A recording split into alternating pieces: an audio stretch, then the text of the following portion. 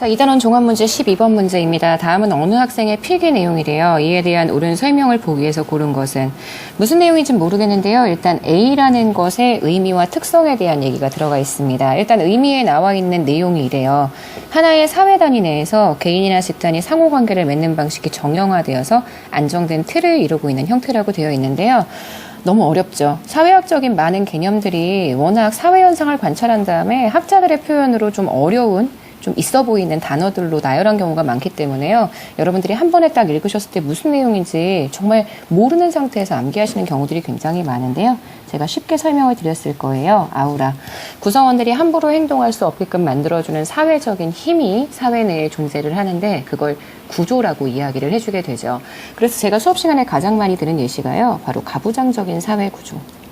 개인의 특성으로 설명할 수 없는 가부장적인 사회 구조 또는 제도가 존재를 해요. 그래서요, 늘 명절에 여자들이 같은 패턴의 행동들을 하게 되죠. 이런 것들은 어떤 하나하나의 개인의 특성으로 설명할 수 있는 게 아니고요. 사회 전체의 분위기가 개인에게 영향을 주고 있다라고 보셔야 합니다.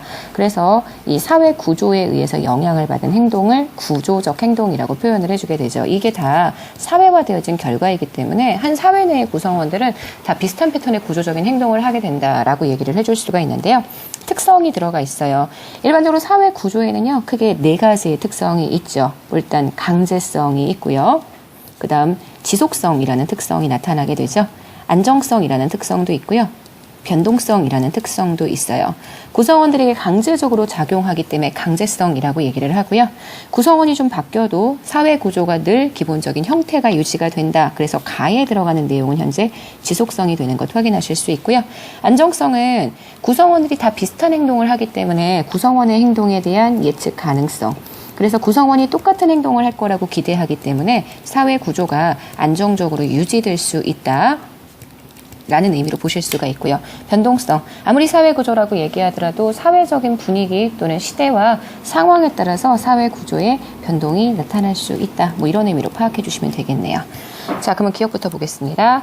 자, 사회 구성원들의 사고와 행동은요, 늘 구조에 의해서 제약을 받게 됩니다. 그래서 기억은 맞는 표현이 되고요.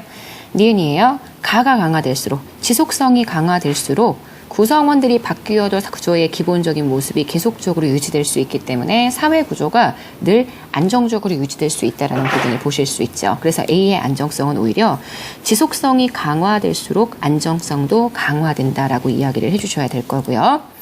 디귿이에요. 나에는요. 사람들의 행동이 구조화되어서 예측이 가능하다. 늘 예측 가능성에 대한 이야기.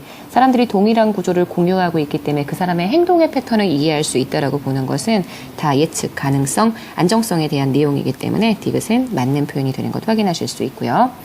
자, 리을이에요. 독일 통일로요, 구동독이 자본주의 체제로 바뀌었어요. 이거는 구동독이 원래 가지고 있었던 사회주의 체제가 자본주의 체제라는 아주 큰 구조적인 변화가 발생한 거라고 이야기를 해줄 수가 있기 때문에 사회 구조의 변동성에 대한 예시라고 볼 수 있습니다.